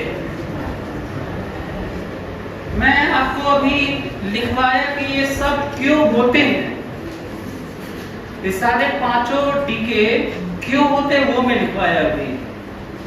Alpha decay तब होता है जब साइज बड़ा होता है, तो साइज छोटा करने के लिए इसमें 2 प्रोटॉन 2 न्यूट्रॉन इकट्ठा निकल जाते हैं, जिसे हीलियम न्यूक्लियस कहते हैं, और छोटा हो जाता है साइज। बाकी अब इसमें चेंज की बात करते हैं। यदि इसमें कौन सा प्रोसेस होता है? इसमें लार्ज नंबर ऑफ एन है, तो जरूर इसमें क्या होगा? एन किस में कन्वर्ट हो जाएगा? प्रोटॉन में, और एक इलेक्ट्रॉन बाहर निकल जाएगा ना। तो जब एक तो न्यूट्रॉन प्रोटॉन में कन्वर्ट हो जाएगा, तो नो चेंज इन ए रहेगा, न्यूक्लियॉन्स वही रहेंगे। भाई तुम यही नहीं कह रहे हो कि न्यूट्रॉन प्रोटॉन में कन्वर्ट हो गया। तो नंबर ऑफ न्यूक्लियॉन्स में तो प्रोटॉन न्यूट्रॉन दोनों मिला के होते हैं। न्यूट्रॉन प्रोटॉन में कन्वर्ट होने की संख्या थोड़ी बदल गई। हाँ जरूर जेट बदल गया होगा, नहीं जेट क्या हो गया होगा? न्यूट्रॉन प्रोटॉन में कन्वर्ट होगा तो जेट बढ़ गया होगा, सही है। तो इसमें ए कांस्टेंट और जेट increases by 1। लिखो जल्दी से सर, by factor 1 ना, by 1। इसमें क्या लिखोगे? इसमें क्या होता है? इसमें प्रोटॉन न्यूट्रॉन में कन्वर्ट होता है। तो फिर से क्या रहेगा? ए कांस्टेंट और Z decreases by 1। Z decreases by 1। इसमें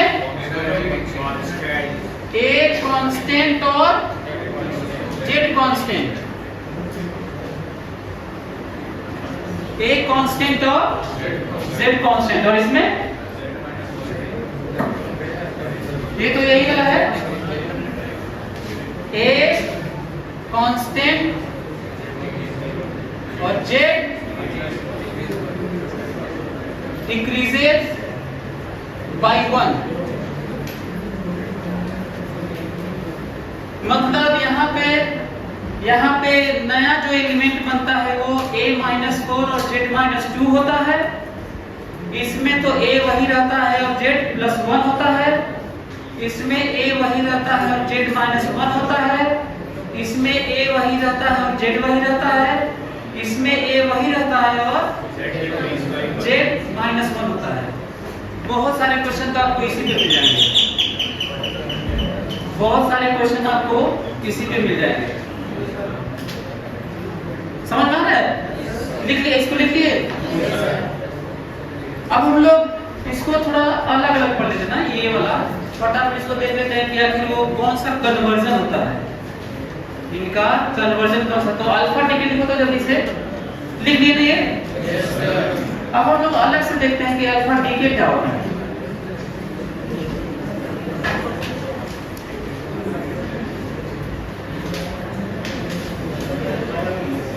अल्फा डी के इक्वेशन देखो, जो मैं अभी लिखवाया था उसमें इक्वेशन में क्या होता है? यदि x है, z है और a है, तो ये कन्वर्ट होता है y में, जिसमें ये a-4 हो जाता है और ये z-2 होता है। साथ में ये 2He4 निकलता है, 2He4 और प्लस Q वैल्यू ना एनर्जी निकलती है। इसको छोड़ भी सकते हैं कि हम लोग पार्टिकल में निकलने की बात करें कि तो इसको छोड़ सकते हैं कि कोई वैल्यू Q की वैल्यू बाद में देख लेंगे। फिलहाल मैं कन्वर्जन पार्टिकल क्या लिमिट होता है, क्या प्रोसेस होता है वो बता रहा हूँ। इसको आप ऐसे भी लिख सकते हैं कि इसको x z a, आप इसको ऐसे लिख सकते हैं y है, z-2 है, a-4 है, प्लस अल्फा पार्टिकल लिख सकते हैं इसको, 2He4 की जगह अल्फा पार्टिकल। इसमें ऑब्वियसली +2 लिखना चाहिए, लेकिन मैं मान के चल रहा हूँ कि इलेक्ट्रॉन का कोई ज़्यादा महत्व नहीं है। वैसे ही रेडियोएक्टिविटी में और न्यूक्लियस के लेवल पे फिजन और फ्यूजन में इलेक्ट्रॉन की बात ही नहीं करनी चाहिए, क्योंकि रेडियोएक्टिविटी में इतनी ज़्यादा energy, huge amount of energy निकलती है कि इलेक्ट्रॉन छोड़ छाड़ के सबको भाग जाते हैं सब, क्योंकि उनको तो हल्का फुल्का इलेक्ट्रॉन वोल्ट पे चाहिए। और यहाँ पे लेन देन की प्रक्रिया किस लेवल पे हो रही है, एक इलेक्ट्रॉन वोल्ट में एनर्जी रिलीज, तो एटम के साथ इलेक्ट्रॉन रहेंगे वहाँ पर, छोड़ के भाग जाएंगे। जैसे ही शुरू हुआ उसी में भाग खड़े होंगे सब। तो कहीं भी इलेक्ट्रॉन की बात तो ऐसे भी नहीं होती है। यदि मैं कहूँ कि Q वैल्यू क्या है, एनर्जी रिलीज की वैल्यू क्या है इसमें, तो हम लोग कैसे लिखेंगे वो बता देता हूँ आपको, ध्यान सुनना। फिर से इसका इन दोनों में मास डिफेक्ट आया होगा, जब ये बना होगा तो मास डिफेक्ट आया होगा। जल्दी से बताओ, इन दोनों का मास मिलाकर ज्यादा है कि इसका ज्यादा है? इन दोनों का मिलाकर ज्यादा है, इसका ज्यादा है, इसका ज्यादा है। इसलिए इसका ज्यादा है क्योंकि हीट एनर्जी कन्वर्ट भी होनी है ना, ये प्रॉब्लम है। आप लोग ध्यान दीजिए, तो ये कह रहा हूँ कि इस ज्यादा मास रहा होगा, अब मास कम है तो इनिशियल ज्यादा होता है, बाद में कम होता है, तो जो डिफरेंस है इनिशियल से, चेंज नहीं, डिफरेंस की बात कर रहा हूँ, डेल्टा यहाँ पे चेंज नहीं बल्कि डिफरेंस है। नहीं तो चेंज तो हमेशा फाइनल मास इनिशियल हो जाता है, बल्कि यदि चेंज लेना है तो मॉड लेना होगा फिर। तो इसमें से इसको घटाएंगे, मास डिफेक्ट आएगा delta n into c square. कोई दिक्कत समझ में आ रहा है? ऐसे लिखेंगे, एनर्जी जो रिलीज हुई है वो लिखेंगे delta m c square, delta m c square, delta m c square. आप इसको ऐसे भी लिख सकते हैं, मास इनिशियल वाला जो मास x minus mass y plus mass helium, helium nucleus into c square.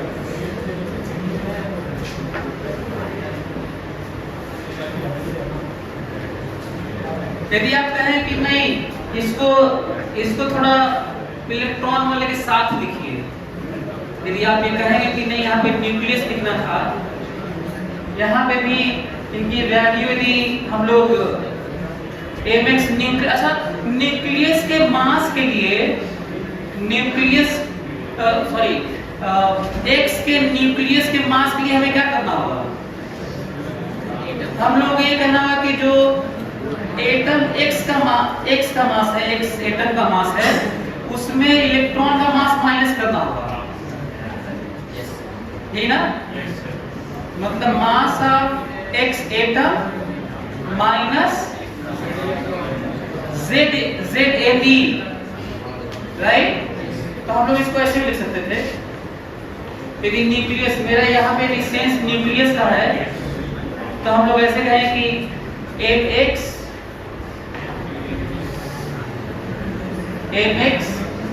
Minus ZAB minus Fy minus, अच्छा ये Z minus 2 Me plus MHE minus 4Me into C square 2Me ना। Yes, sir.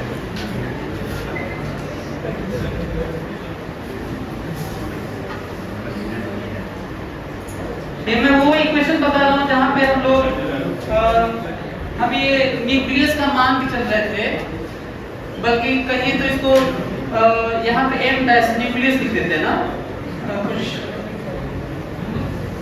क्योंकि ऐसा लग रहा है जैसे दोनों में ये अलग अलग इक्वेशन हो गया। इसको हटा ही दे क्या, m डैश लिख दे, m डैश डैश मतलब न्यूक्लियस ना। यदि मैं ऊपर डैश मास में डैश लिखा हूं, इसका मतलब उनका न्यूक्लियस है, और डैश नहीं लिखा हो तो एटम्स है ना।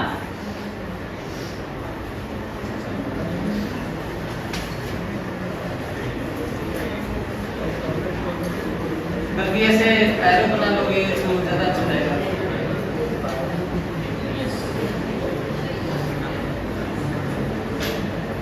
नीचे के लिए लिख देना कि mx जो लिखा हुआ एटम्स है।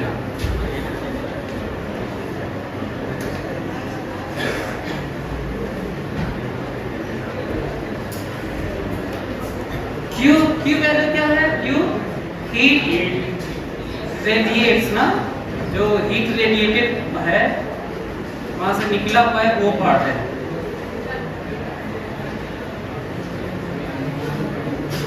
एक तो मैं तुम लोगों को बीटा माइनस का बताया तो बाकी आप लोग अपने से लिख के लेके आइएगा। बीटा माइनस बता दूंगा, बीटा लिख के, बाकी आप लोग लिख के लेके आइएगा। केवल लिख लिया आप लोग।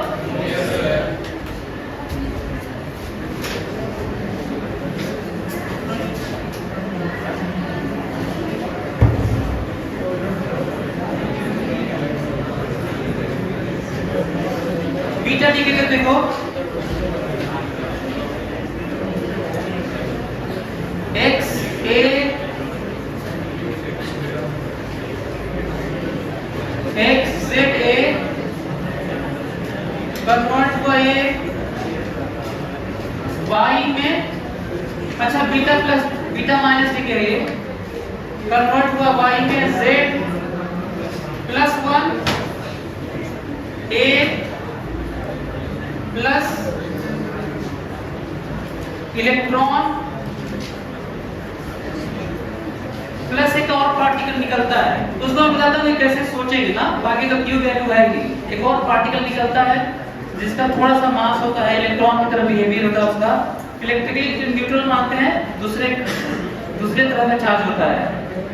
लेकिन हमको ये अभी फिलहाल याद नहीं आ रहा है कि ये इसे बोले ही क्या। ध्यान से सुनना कि मैं कैसे इसको याद किया हूं, तो आप भी वैसे ही याद करिएगा। Beta particle beta minus D का मतलब है इलेक्ट्रॉन निकलना। इलेक्ट्रॉन निकलता है क्योंकि प्रोटॉन इलेक्ट्रॉन बनते हैं न्यूट्रॉन से। बाई प्रोडक्ट के नाम पे जानेंगे।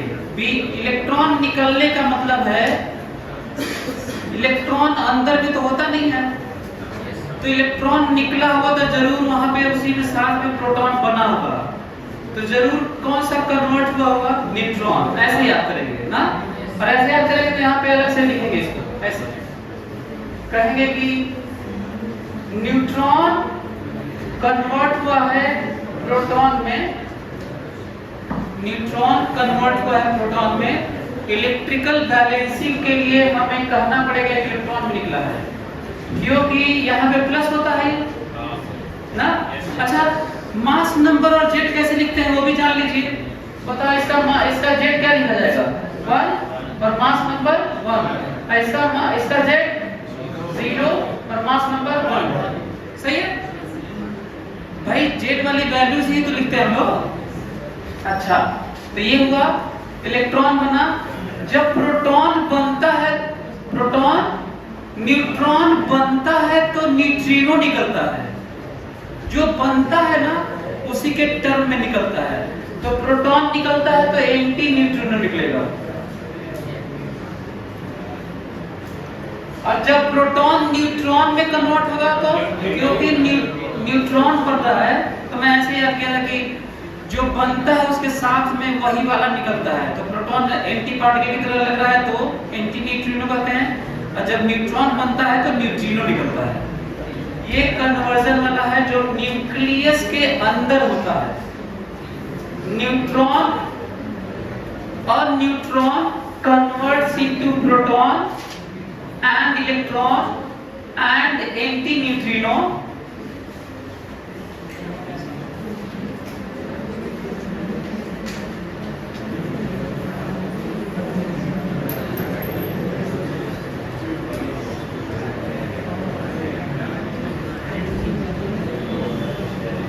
एंटी-न्यूट्रिनो ये इलेक्ट्रॉन है। अंदर में ये वाला प्रोसेस इसके अंदर होता है, न्यूक्लियस के अंदर होता है, और न्यूट्रॉन प्रोटॉन में कन्वर्ट होता है, इसलिए मास नंबर नहीं बदलता। इसीलिए इसकी जगह हम लोग क्या भी कह सकते हैं, XZA, और कहते हैं कि Y Z+1A तो वही रहेगा। इसको कहते हैं बीटा पार्टिकल है। और ये वाला क्योंकि नहीं लिखा था, लिख देता हूं, क्या है लिख लो, एंटी न्यूट्रिनो। Yes sir.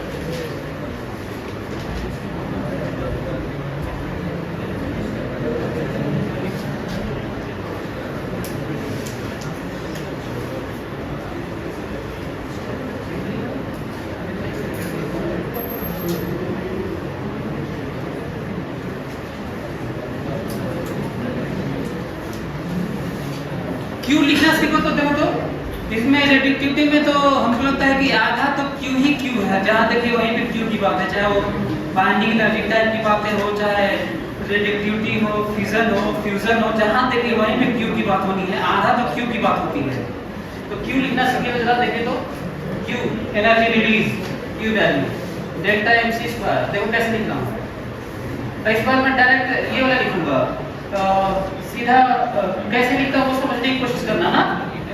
मैं mx से a से नहीं लिखूंगा, सीधा मैं ऐसे लिखूंगा कि x मास x एटम का जो इलेक्ट्रॉन के साथ है उसमें से मैं इलेक्ट्रॉन वाला मास घटाना चाहता हूं ताकि न्यूक्लियस का हो जाए ना। तो कितना कितना माइनस कर बताओ ना, Zm सही है। ये मैं क्यों किया हूं, ये माइनस क्यों किया हूं, ताकि न्यूक्लियस का मास हो जाए ना।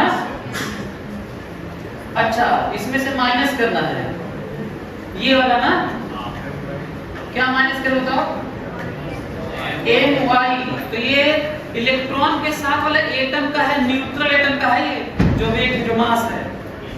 माइनस कितना माइनस करो बताओ, हाँ Z+1 Me। ये भी तो है माइनस अच्छा ये तो न्यूक्लियस ना प्लस ना, इसको तो प्लस करना पड़ेगा ना, प्लस Me। और ये इतना कम होता है कि इसको छोड़ रहा हूं है ना, नेग्लिजिबली स्मॉल होता है।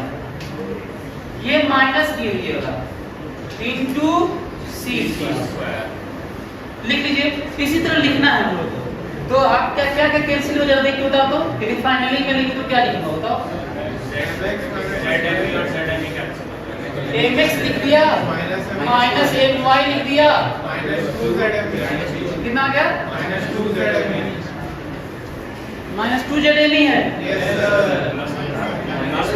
अच्छा ये जीरो होगा ना तो प्लस प्लस, ये वाला माइनस है ये तो प्लस होगा ना, तो कितना होगा। अच्छा ये वाला माइनस हो गया और ये वाला प्लस हो गया ना, तो कितना हो गया,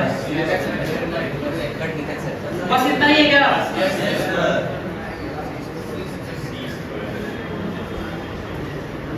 C स्क्वायर आपको पता है कि इस तरह से थोड़ा सा बदलाव आपको दिखेगा कि इलेक्ट्रॉन कैप्चर में। यहाँ पे इंटरेस्टिंग तरीके से दिख रहा है कि हम लोग इलेक्ट्रॉन को छोड़ भी दें और एटम्स के मास का डिफरेंस में तो भी सही है। यहाँ से तो यही पता चला। Yes sir. टाइम कितना हो गया? थोड़ा और टाइम में क्या देखो तो? Yes sir. कितना टाइम? 8:45। एक काम करो तो बीटा माइनस का बीटा प्लस का तुम लिखो तो जल्दी से, कॉपी चेक करो जल्दी से। पहले ये वाला लिख लो। ये हमको ये चाहिए, ये वाला इक्वेशन चाहिए, बीटा प्लस का ये वाला भी चाहिए और ये वाला भी चाहिए पूरा। जल्दी करो, बीटा माइनस लिखो तो बीटा प्लस का, जल्दी से बीटा प्लस डी के कर लिखो।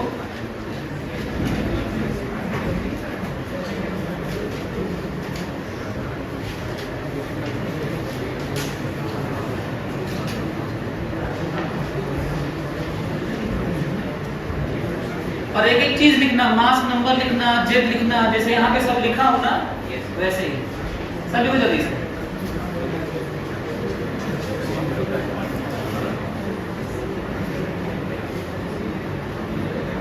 यहाँ पे ये देखो, ये करना है ना बीटा प्लस डी के, और जैसे जैसे लिखा हो इसी तरह को कॉपी करो। बस अलग अलग चीजें होंगी, जैसे यहाँ बीटा प्लस डी के लिखो, फिर ये लिखो, फिर क्यू लिखो, फिर ये कन्वर्जन लिखो, न्यूक्लियस के अंदर क्या होता है। जल्दी करो। बीटा प्लस डी के क्यों होता है? ये वाला अनस्टेबल इसलिए था क्योंकि न्यूट्रॉन ज्यादा था तो किसमें कन्वर्ट हो गया?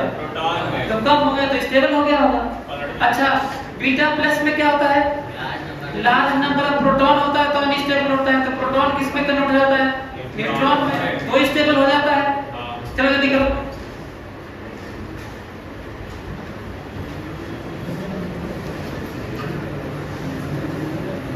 और जैसे मैं आपको बता रहा हूं कि मैं याद किया हूं वैसे भी आप याद करिए। ऐसे करिए कि इलेक्ट्रॉन निकल रहा है तो साथ में प्रोटॉन बना हुआ, इलेक्ट्रिकल बैलेंस से न्यूट्रॉन ऐसे कन्वर्ट हुआ होगा। न्यूट्रॉन प्रोटॉन में कन्वर्ट हुआ होगा तो बाई प्रोडक्ट के तौर पे इलेक्ट्रॉन बना होगा ऐसे। भाई इलेक्ट्रॉन को निकालोगे। अच्छा, एक और चीज ये नोटिस किए आप लोग, एक नोटिस किए ये जो इलेक्ट्रॉन होता है ना, ये एटम के अराउंड जो इलेक्ट्रॉन घूमते हैं वो वाला नहीं है, ये न्यूक्लियस के अंदर से बाहर निकला है। ये जो प्रोसेस हुआ है कहाँ हुआ है? न्यूक्लियस के अंदर बना, वहां से बाहर भागा है इलेक्ट्रॉन। है तो वही इलेक्ट्रॉन लेकिन अंदर से न्यूक्लियस से बाहर गया है। ये बाहर जो सराउंड करते हैं, सराउंडिंग में होते हैं वो वाले नहीं है। लिख लिया आप लोग? ये वाला लिखे? ये पूरा लिखो तब ये वाला पता चलेगा, है ना, कि क्या क्या वैल्यू है। सेम है?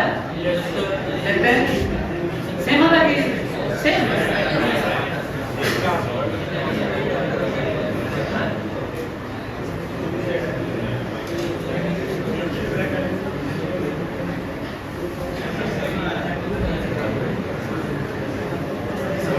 चलो मैं करता हूँ, देखो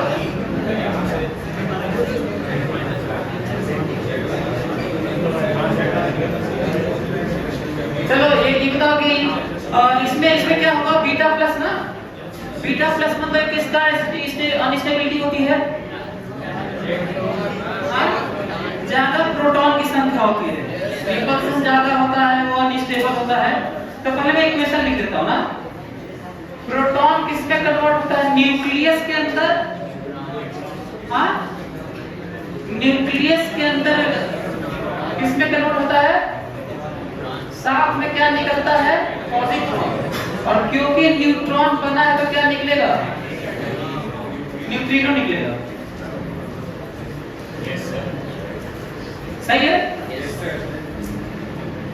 जो बनता है उसी के साथ में न्यूट्रॉन के साथ न्यूट्रिनो निकलता है, तो जरूर प्रोटॉन बनता होगा तो एंटी न्यूट्रिनो निकलता है। तो ये पॉइंट है। साथ में मैं वो लिख देता हूँ जो इनका मास नंबर Z है। यहाँ पे 1 है, यहाँ पे 0 है। और इसे क्या कहते हैं मालूम है? पॉजिट्रॉन कहते हैं। पॉजिट्रॉन क्या होता है यार?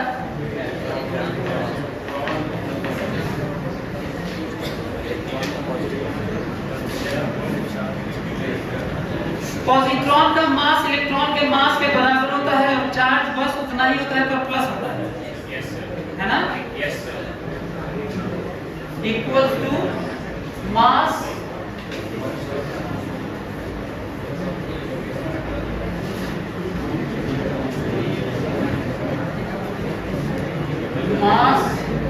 Equal to mass of electron ना, और चार्ज प्लस ई। पॉजिट्रॉन इसको क्या कहते हैं ये भी जान लीजिए, इसको ब्रैकेट में लिख सकते हैं एम्प्टी पार्टिकल ऑफ इलेक्ट्रॉन।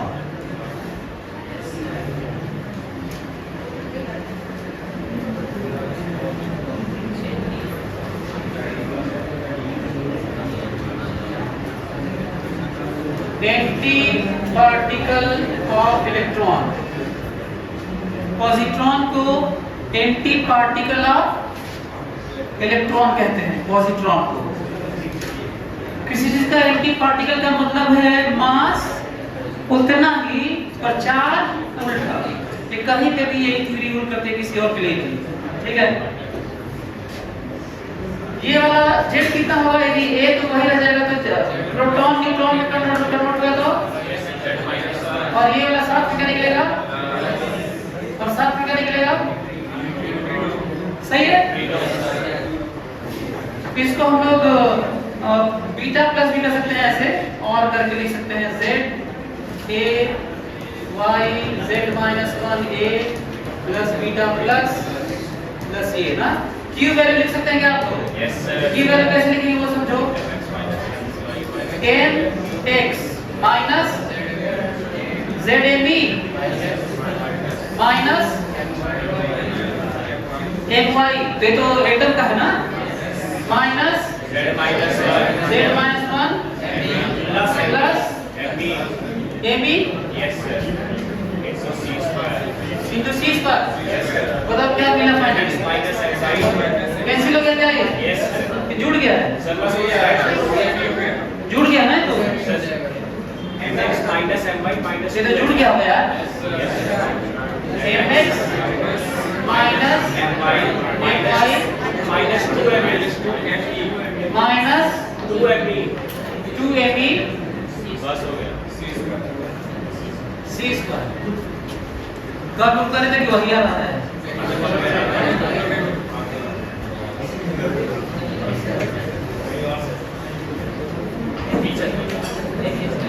तो क्या आप लोग ये वाला लिखना आ गया, ये वाला कन्वर्जन न्यूक्लियस के अंदर होता है, फिर ये वाला है, तो क्या बाकी कितना बच गया हम लोग? 2, तो 2 आप लोग करके आएंगे, 2 आप लोग घर से करके लेके आइएगा, अगले क्लास में बताता हूँ, ठीक है? ओके।